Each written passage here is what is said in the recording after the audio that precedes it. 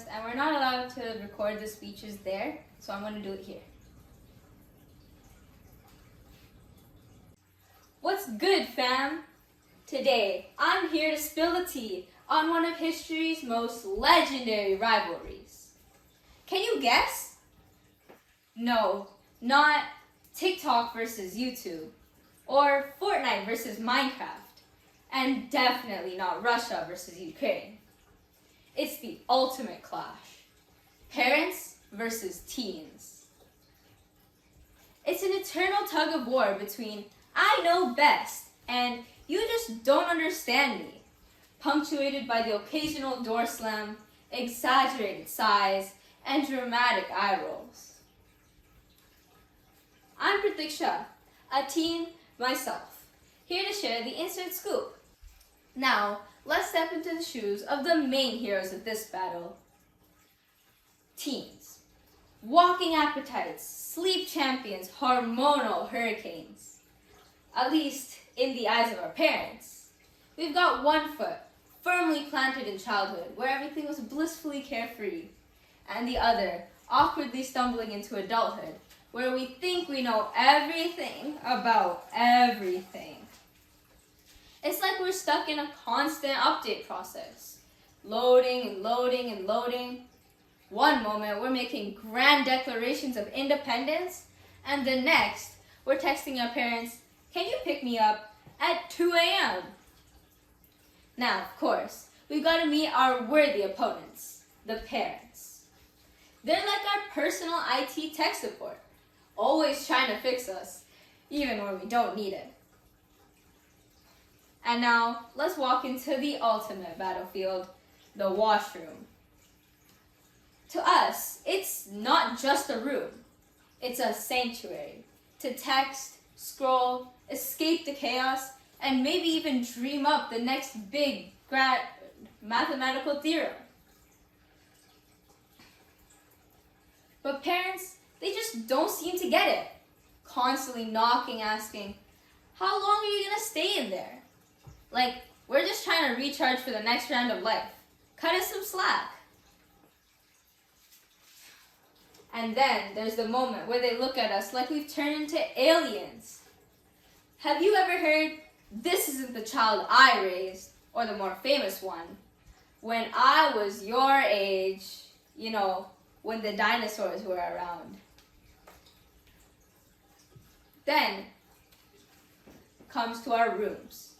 Parents, all they see is a big mess, but for us, we call it creative organization.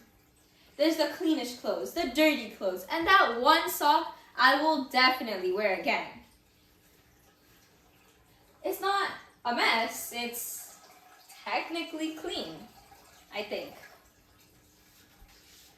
Which brings us to teen logic versus parent logic.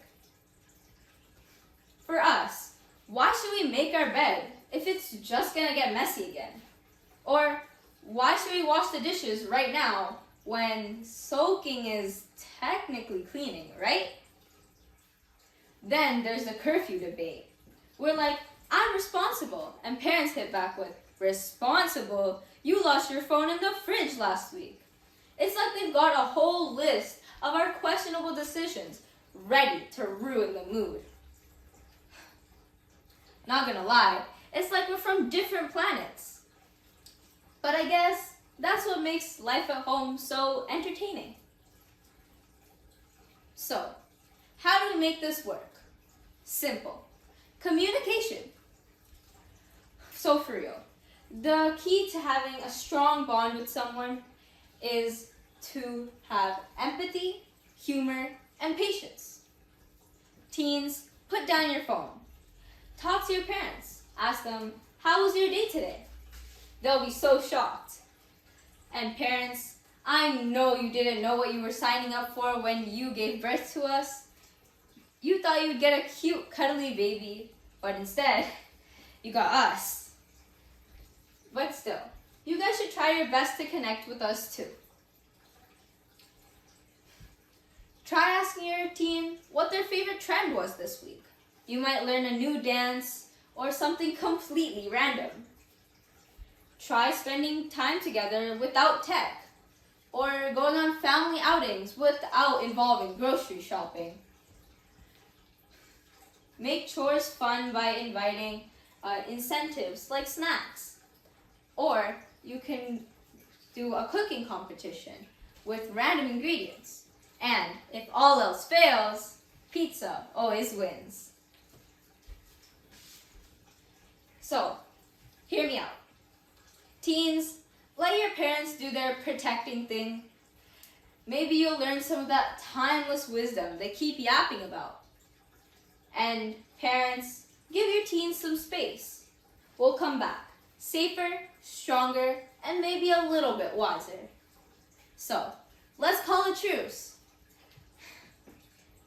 And after all, it's just a phase for both of us. I know we might be driving you crazy now, but eventually we'll become fully functional humans.